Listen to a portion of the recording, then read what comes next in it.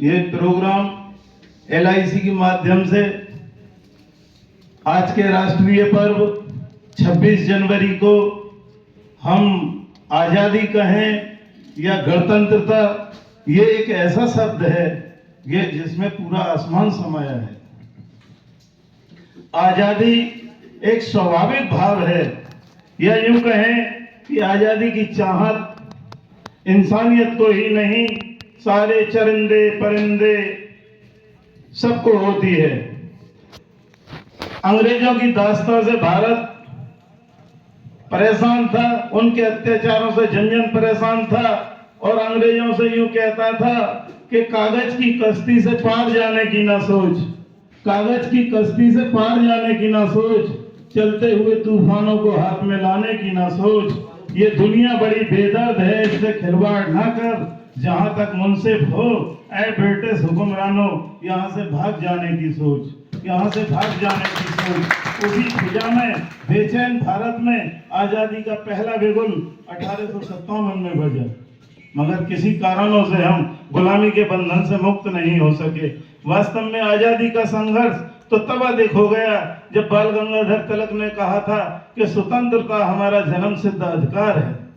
दुनिया के सबसे बड़े लोकतंत्र भारत में आज आजादी का जश्न और गणतंत्र दिवस मनाया जा रहा है।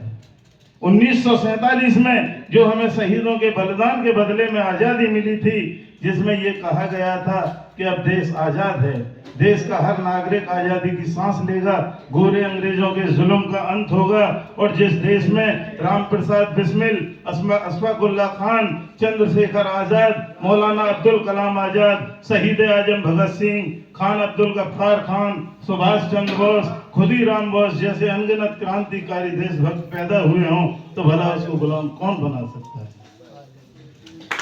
But whenever we sit alone and think this, पर जब कभी एकांत में हम बैठकर ये सोचते हैं कि आजादी से लेकर आज तक ज्यादा कुछ बदला नहीं है। कहने को तो आजादी मिले बरसों बरस हो गए, और गोरे अंग्रेज भी काफी बरसों पहले देश छोड़कर चले गए। हम भी दुनिया के सामने सबसे बड़े लोकतंत्र का तमगा लिए घूम रहे हैं। पर सोचने समझने वाली बात यह है कि वाकई में देश का प्रत्येक नागरिक आज पूरी तरह आजाद है, या आजादी सिर्फ किताबी बातें हैं? People are really strong in democracy. लोकतंत्र में वाकई में लोग मजबूत हैं और फोर्स या फिर मजबूर हैं। We also need to understand this. ये भी हमें समझने की जरूरत है। देश की 80% आबादी गरीबी रेखा के करीब रहती है। देश सरकारी योजनाओं में जब भी कोई मांगे होती हैं तो गरीब आदमी पीछे रहता है।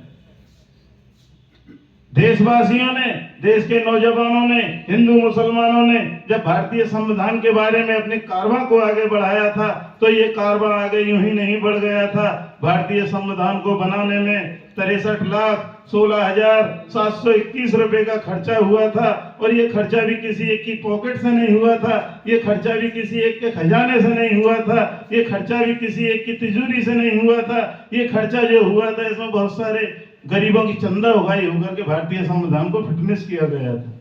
देशवासियों ने, देश के नौजवानों ने, हिंदू मुसलमानों ने भारतीय संविधान के बारे में जब अपने कारवां को आगे बढ़ाया, तो ये कारवां आगे यूं ही नहीं बढ़ गया था। भारतीय संविधान को बनाने में 2 बरस 11 महीने 18 दिन का समय लगा था, और ये समय भी किसी एक की विचारधारा से नहीं लगा था, किसी एक की सूझबूझ से नहीं लगा था, किसी एक की समझदारी से नहीं लगा था। इसमें बहुत सारी खोपड़ियों का योगदान हुआ था, तब कहीं जाकर के भारतीय संविधान को फिटनेस किया गया था।